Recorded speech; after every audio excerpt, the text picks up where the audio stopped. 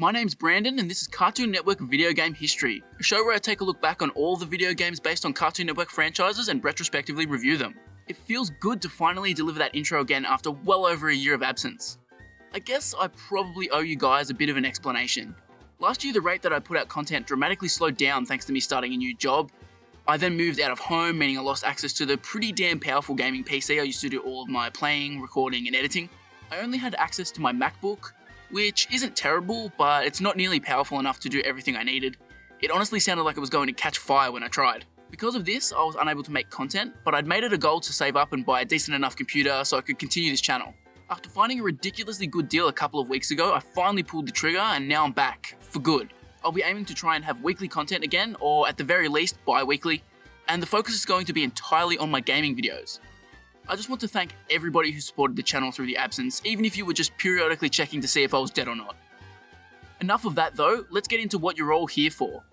This week I'm reviewing Ed, Edd n Eddy Scam of the Century for the Nintendo DS. Scam of the Century is the third Cartoon Network game to be released on the Nintendo DS, after Hi Hi Puffy Amiyumi, The Genie and the Amp, and Cartoon Network Racing, and it's also the third Ed, Edd n Eddy video game.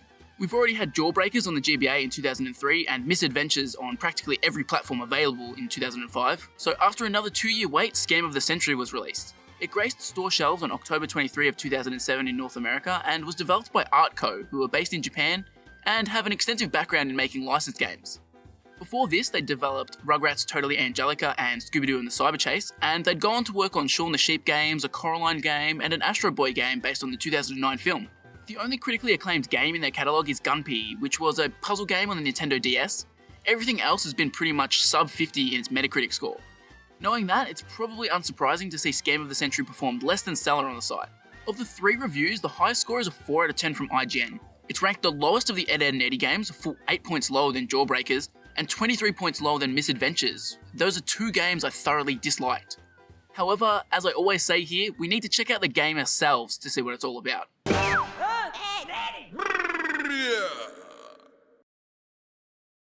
Good lord, where do I even begin with this game? Scam of the Century is essentially a classic platformer, something that has been surprisingly rare for Cartoon Network games so far. Depending on your definition, it's only the 3rd or 4th proper platformer that I've played for this series. There are 3 campaigns, one for each Ed, and every campaign is made up of 4 different stages. The story for the game is quite bare bones, which is no surprise for a platformer, and it's focused around Eddie losing his book of scams. The rest of the cul-de-sac kids find it and are furious at the boys, so they decide to try and chase them out of town. You then spend the next 4 stages trying to sneak your way back in. Usually for a game featuring 3 separate campaigns, I detail them each one by one, but here that's a bit pointless. Each campaign is almost identical except for the level setting and layout, so going in depth on each one individually would be a little bit silly. In 99% of the levels, you'll simply be making your way from start to finish, attempting to avoid enemies and occasional bottomless pits. If you've watched my Jawbreakers review, you'll know that I criticised that game for having enemies that were just random animals. In that game, you were killing dogs and birds with absolutely no remorse. Here you're still facing off against dogs and birds, but at least this time it appears you only knock them out. A slight improvement. However, these enemy types are incredibly bland, and even worse is that you'll face the same enemies through all 3 campaigns. There's absolutely no variety. You're able to defeat each enemy via jumping on their head. However, each of the Eds has 2 attacks for you to utilise as well. Eddie spits out gum, which freezes enemies in place, making it easier for you to jump on them. But this doesn't work too well as the trajectory of the gum is tiny and you might as well just jump on the enemy's head if you're going to get that close. Ed's attack is a headbutt, which is much better, and I've honestly got no complaints. You can even use it while jumping, a feature I wasn't expecting from a game like this. Finally, Double D's attack is to fling books as a projectile. When I first executed this move, I had no idea what was being thrown. It honestly looked nothing like a book to me. Your second attack is a special attack that is gained by charging up a meter through combat, and it's activated by tapping the bottom screen. Eddie projectile vomits, Ed sneezes, and Double D has a dash attack that makes him look incredibly stupid. You're also made temporarily invincible while using these attacks, which I kinda liked, particularly for Double D, as you often had no chance to dodge while sprinting across the screen. These attacks are fine, but it was rare that I ever felt the need to use them. In fact, most of the time it's easier to just avoid them, mostly because almost all of the enemies take multiple hits to kill. Who thought it would be a good idea to change up the formula Mario introduced? Don't reinvent the wheel guys, just stick to what works. Additionally, you can also attack by throwing knocked out enemies or nuts you find on the ground. Again, this mechanic brings its own set of issues. Firstly, there is almost zero control over your aim, meaning it's potluck whether you're going to hit your intended target. My second issue comes directly off the back of the first. The nuts rebound off surfaces and if they hit you, they'll send you flying. So not only is it impossible to hit what you want, but you also have a strong chance of getting your ass handed to you if it rebounds back in your direction. So apart from the combat and platforming, what else is going on in levels? Honestly, not much. You'll find one specific type of collectible for each ed, but these don't do anything of importance. They simply raise your score for the level, which as far as I could tell doesn't offer you anything. The much better collectible is the quarters you'll find occasionally. These are used to buy minigames back at the main menu and at least offer you something for going out of your way to collect them. I only unlocked 2 of the 3 minigames. One was a zip-hopping whack-a-mole type game and the other was a match 3 puzzle game. They aren't mind-blowing, but at least it's something. Now, I think I need to point out that you have the ability to run in this game. Why is that important to bring up, you ask? Well, I think if the game wasn't going to tell you about it, I might as well do it myself. This game takes you through 3 tutorials, one for each ed. In not a single one of these does it tell you that you can run. Run is mapped to the R button rather than one of the A, B, X, Y buttons like it usually would be in a platformer. So I played through Eddie's whole campaign without realizing. The only reason I discovered you could run was because once I reached Ed's level, I came to a jump I couldn't make while at walking speed. Look, this is partly on me for being an idiot, but what's the point of having 3 tutorials if you don't point this out? They quite literally explained every other button to me 3 times. Running was the single thing in this game that they didn't explain.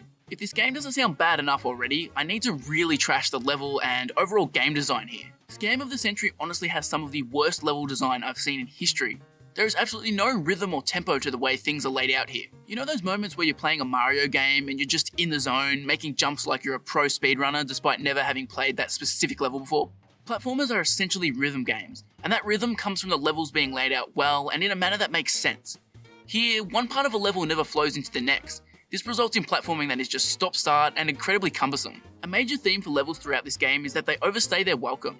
The majority are just way too long considering they're not very interesting in the first place. Ed's tutorial level is a prime example of this. That thing will take you at least 10 to 15 minutes to beat, which is absurd for a platformer. They also break a video game 101 rule too often here. You cannot have shit flying from off screen and not give the player a chance to dodge it. I lost count of how many times a bird, chicken, or projectile came hurtling from out of nowhere and I was given no chance to react. It gives the game difficulty, but it is in no way fair. Similarly, don't make your players have to take blind leaps of faith in platformers. Admittedly, the game does feature a look around ability so you can get a heads up of what's coming. Unfortunately, this is useless in levels where the camera is auto-scrolling. These auto-scrolling levels combine unavoidable projectiles with leaps of faith to make 2 of the most frustrating levels I've ever played. I had just finished playing Trials Rising before playing this, which is a game known for having insane difficulty spikes. Yet somehow, there were times where Scam of the Century felt harder. Thankfully, there's absolutely no penalty for dying here other than being sent back to your last checkpoint.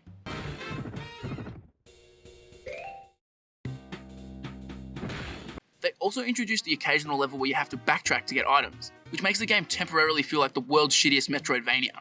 Every single part of each level just looks as bland and uninteresting as the next, so backtracking becomes an incredible strain as you have no significant landmarks to use as a guide. The only level that does this correctly is level 2 of Eddie's campaign. This one takes place inside of the Kanka Sisters trailer and sees you having to turn switches off in different rooms to remove alarms. This flows well, each room is instantly recognisable, and it honestly was far and away the most enjoyable level I played. Speaking of enjoyable levels, the final level of Ed and Double D's campaigns are not enjoyable in the slightest. Ed's final level involves you just mashing the attack button to destroy these structures. This nonsense goes on for like 20 minutes and is roughly the equivalent of watching paint dry. Double D's final level is you picking up trash and putting it in the bin. I'm not even joking, you literally spend 20 minutes cleaning. Who the hell thought this was fun?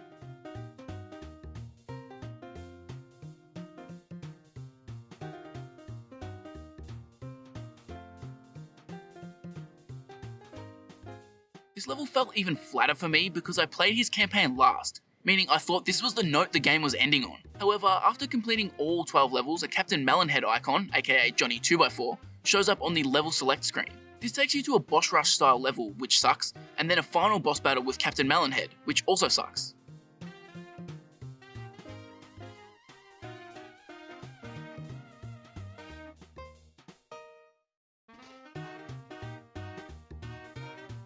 Upon completing the game, we get the credits and then an after credits scene where Nick Fury informs the Eds about the Advengers Initiative. I'm here to talk to you about the Avenger Initiative. Actually, in reality, they just break the fourth wall and acknowledge that they're in a game here and the characters call the game trash. What a fitting way to end. At least the characters realise they were in a dogshit game and they're mad that they didn't get paid for appearing in it.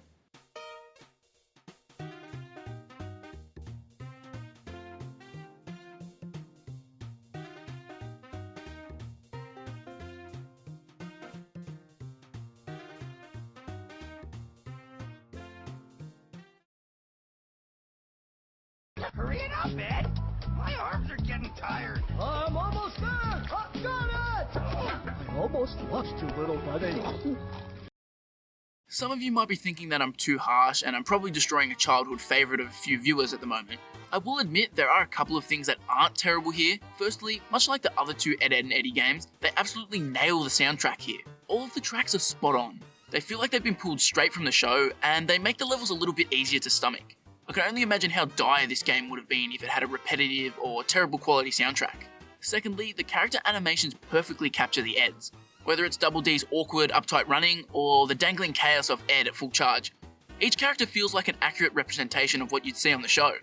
I've been extremely critical, but I have to commend Artco for this. We've seen countless examples in this series where developers have shown a complete lack of care for the property they are adapting, so shout out to them for nailing this aspect. They might have failed in creating a good game, but they clearly cared, and that's something I really appreciate. Overall, Ed, Edd and Eddy's Scam of the Century is a very bad game. It might be a recency bias, but this might be the worst game that I've played in this series that actually functions. Obviously games like Disaster Strikes, which were a constant glitch fest, have to be placed lower, but this is a genuine contender against the rest. I think the Powerpuff Girls Game Boy Color Trio and Hi Hi Puffy Miyumi The Genie and the Amp are the only ones that are worse. The start to Cartoon Network games being on the DS hasn't been great. We're 2 for 2 in terms of stinkers. Next time I'll be reviewing Code Lyoko Get Ready to Virtualize, which is also on the DS. Fingers crossed it breaks the trend.